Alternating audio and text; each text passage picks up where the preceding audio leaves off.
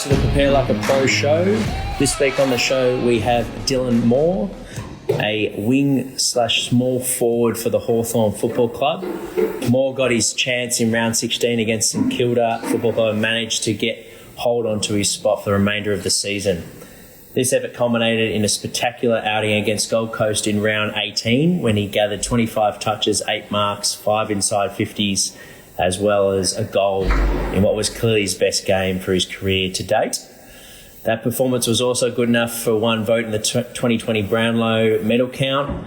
Armed with the confidence that's put him into that pre-season, Moore has been a solid starter in the Hawthorn team for 2021 and looking to have his best year yet. Before we start episode 41 of the Prepare Like a Pro podcast, our mission here is to empower aspiring athletes and staff with practical knowledge from some of the industry's most inspiring individuals and to strengthen the AFL community. If you like the show, please follow us on Instagram and show your support by subscribing to the podcast. We are on YouTube, iTunes and Spotify. There you go, mate. Hey, mate. Yeah, I'm good. How are you? Going well. Thanks for jumping on. No stress. We'll dive straight into it. There's a few people joining us. We'll do a Q&A later on, guys. Rossi's saying g'day, lads. If you want to send a question from Maury, just you hit the question button at the bottom of your screen and we'll find some time in 20 minutes or so for questions. But take us back to the beginning of your career, mate. As a junior, where did you play your footy and at what age did you start? I started Auskick when I was about 5. From what I can remember, early days, played down at Forest Hill. Yep. For most of my juniors, until I was under 12s and I moved to Rowville. In year 7, got a few of my mates got me down to Rowville. We're in a bit of a high division and a bit better for my footy. Very good. And at what age did you recognise that you had enough talent and the potential to be an AFL footballer? When did you start to recognise that was something you're going to work towards? I reckon, early days, it was always a dream of mine to play AFL footy. But it probably wasn't until I was 17 where I was really a chance. Probably between the ages of 13 to 15. I was a bit small and got cut back from a few TAC Cup squads. And it kind of felt like my dream wasn't really alive. But then started playing some pretty good footy when I was about 17, and then from then on had a few people backing me in, and from then on it kind of, my confidence grew, and luckily enough I got picked up by the Hawks. Yeah, very nice, mate. So what did you change? Did you do anything different from 15 to 17, or were you doing the same things and you just started to get your form up?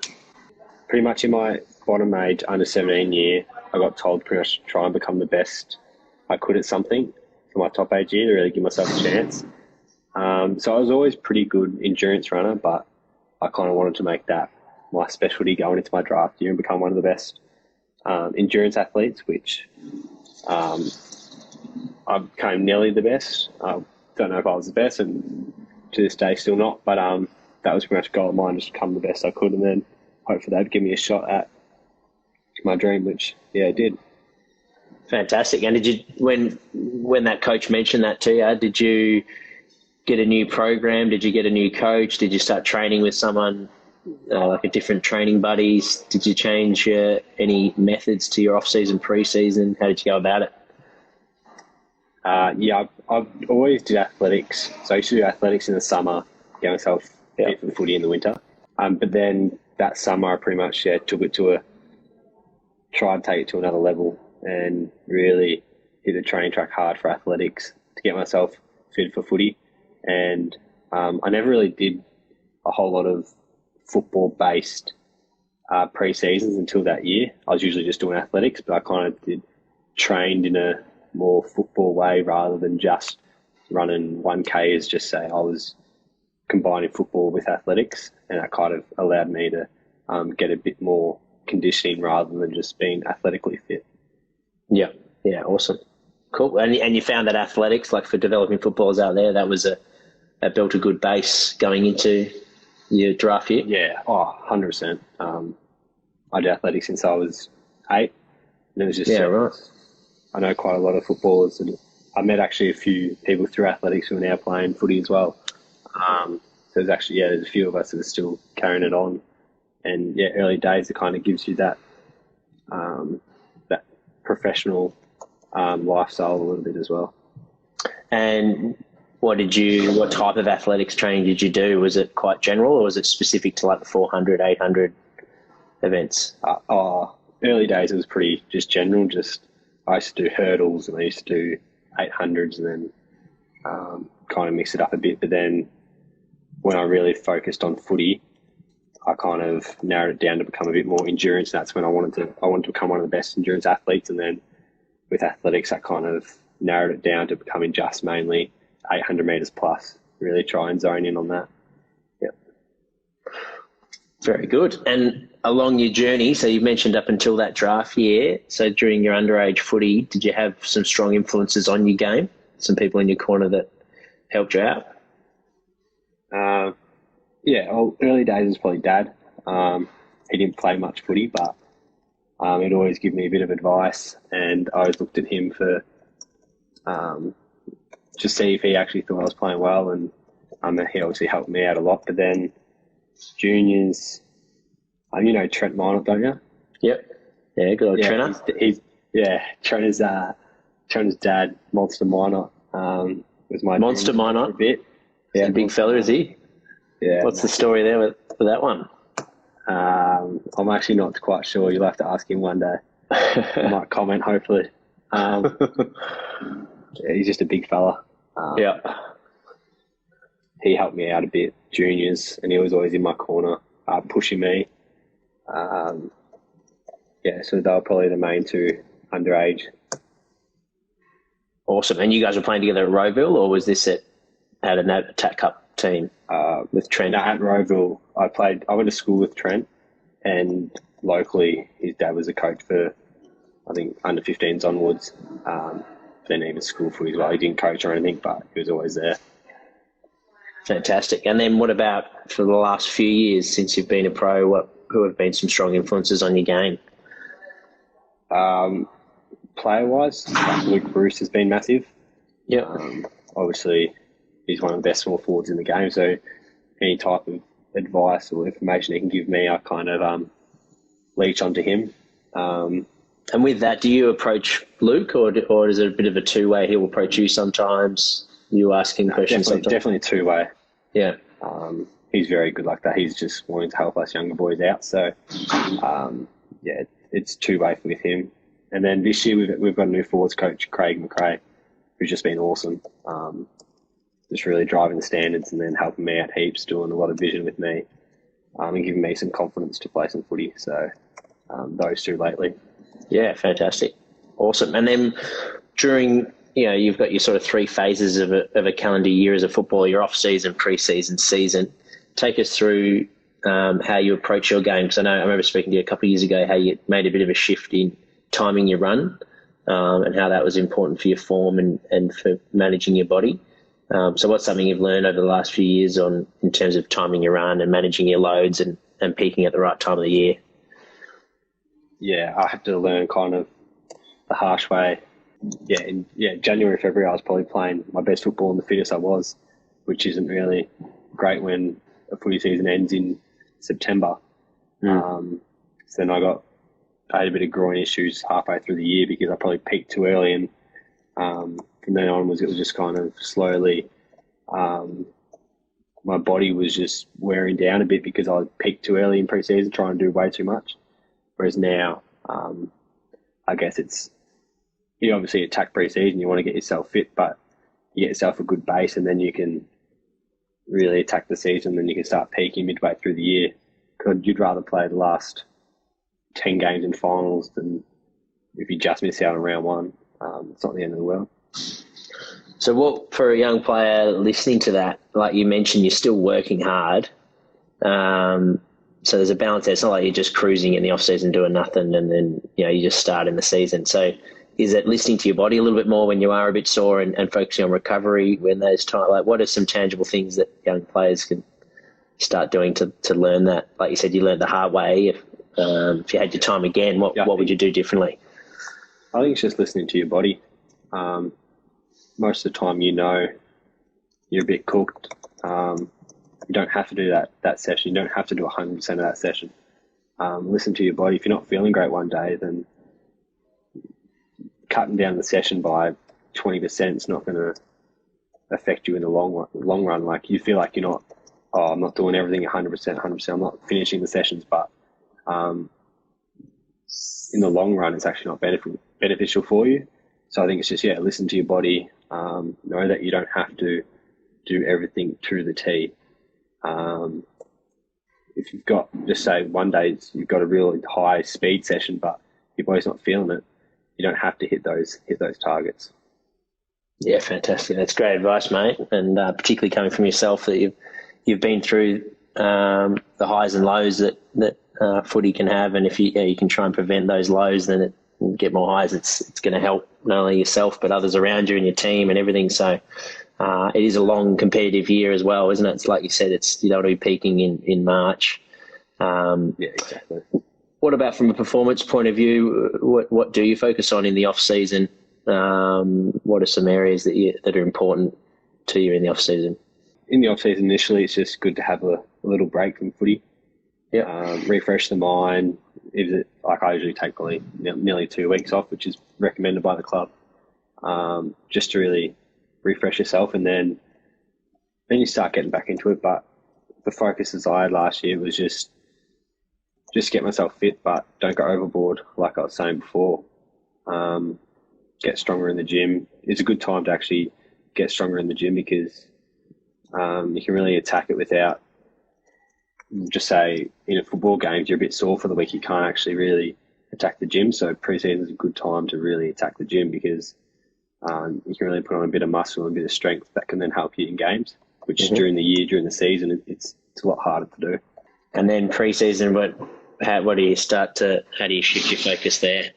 Yeah, pre-season, it's more, I just love getting with a couple of the boys. Like this year, probably got 6 to 8 of us together, do our sessions together, really motivated each other and pushed each other along, and we're able to do, we're allowed to combine footy and kind of running together. Whereas if you just train by yourself, it's pretty hard to kick a footy by yourself and stay motivated. Whereas we could kind of combine some endurance-based stuff with footy this year, which was a lot better. And that was the main focus for us. Just we got a bit of connection, and we got to combine the things we love to do. Yeah, and obviously it's a lot more enjoyable that way. But do you also feel like by keeping up your touch, it helps your preparation as well, by keeping the footies involved with your conditioning program? Yeah, 100%. Because you get back to pre-season day one, and just say you haven't really kicked the footy around too much, then your touch might be a bit off, or you're doing 1v1 contests and you haven't been conditioned to that because all you've been doing is running. You find it a lot easier early on if you do get to do a little bit of footy work combining with your running. Fantastic. And you're having a ripping year, mate. You mentioned that group. I imagine that there are a few more young bulls in that group, is it? The 6 to 8 that you guys did to the young bulls. It's good watching you guys on the TV before the game, doing that huddle beforehand. How did that start, mate? And for those that don't know what Young Bulls is, take us through what it means, the Young Bulls. Yeah. I don't really know when it started. When I got into the team my second year, like my debut, we had Young Bulls was just a thing. So I think it's just carried on through generations. But we've kind of got a new Young Bulls now, and it's kind of just us younger boys in the team. Like we call it, it's like now called the New Frontier. It's us. We've probably got, I think there's like 7, 8 of us. Yeah, in the team on the weekend. It's just kind of us younger boys who trying to bring a bit of energy, a bit of enthusiasm to the team. We just all get together before games and help each other out during games, and just motivate each other and encourage each other. And is it quite formal? Like, do you have topics that you're sort of discussing as a group throughout the week or on game day? And is it planned, or is it sort of, does it just flow naturally the whole time? Nah, it's not that formal. I guess we're just there to have a bit of fun and really enjoy our footy. And because there's a few of us young boys, we're all pretty close and we're all just about best mates. So we kind of just go with the flow, and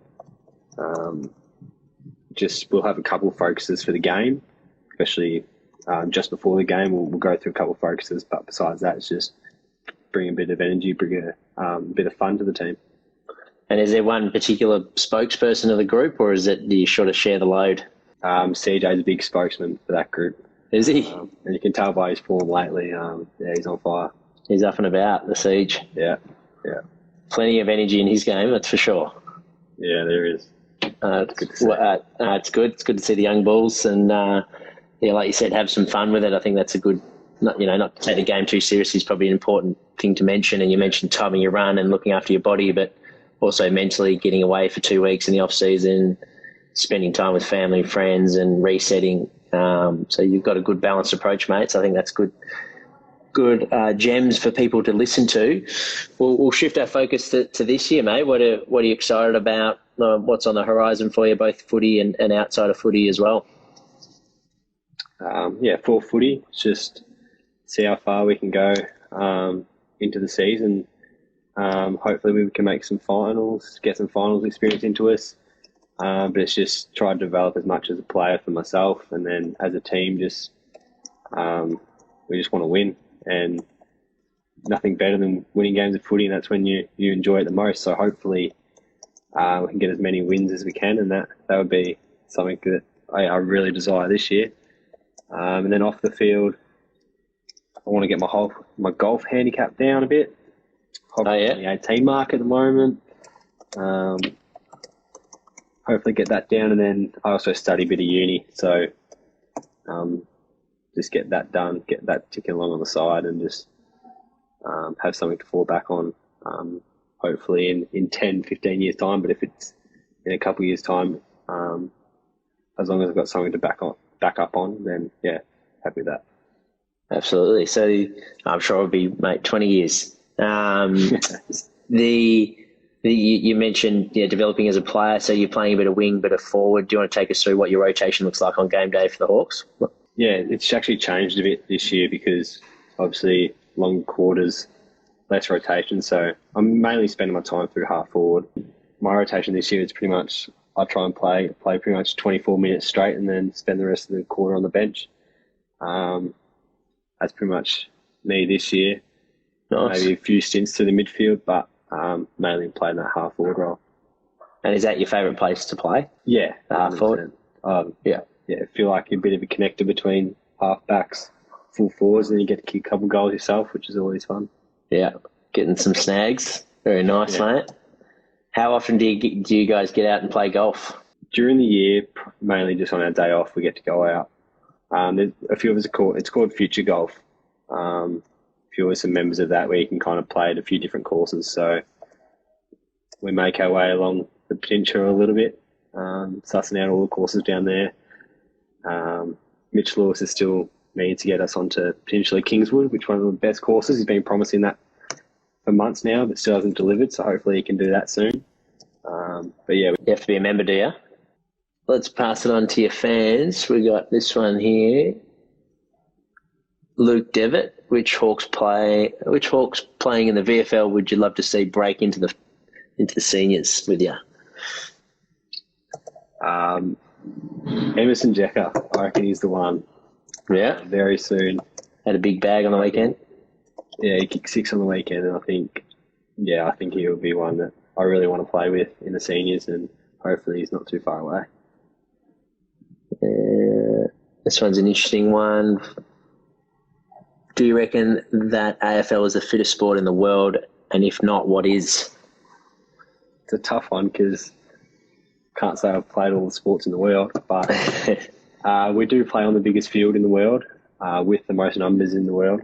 So I guess people say stats don't lie. So the longest game, I think, as well. Longest game as well. So I think it is probably one of the fittest.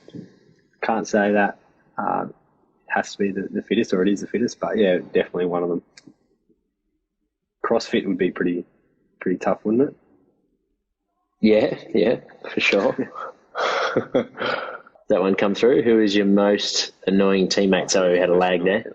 Most annoying teammate's probably Jack. Who's that? Jack Scrimshaw. Oh, yeah. Scrimshaw? Yep. Yeah.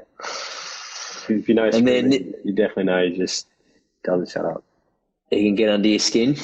This one's from a Hawks Perth fan. Looking forward to a cracking game. Optus this weekend. Do you like playing over there? Yeah, really looking forward to it. Big oval, hopefully suits us. But I actually haven't played at Optus yet, so really excited. Hopefully I play. Hopefully I don't get dropped. Yet to find out. But yeah, really excited. It's a Sunday, isn't it? So you'll find out the team Thursday, Friday, or tomorrow. Yeah, we'll find out tomorrow. Yeah. Yeah. And then this one from Fred. How do you regain confidence after a bad injury, for example, concussion? What are some of your strategies around that? After a bad injury, it's probably just getting some consistency in training.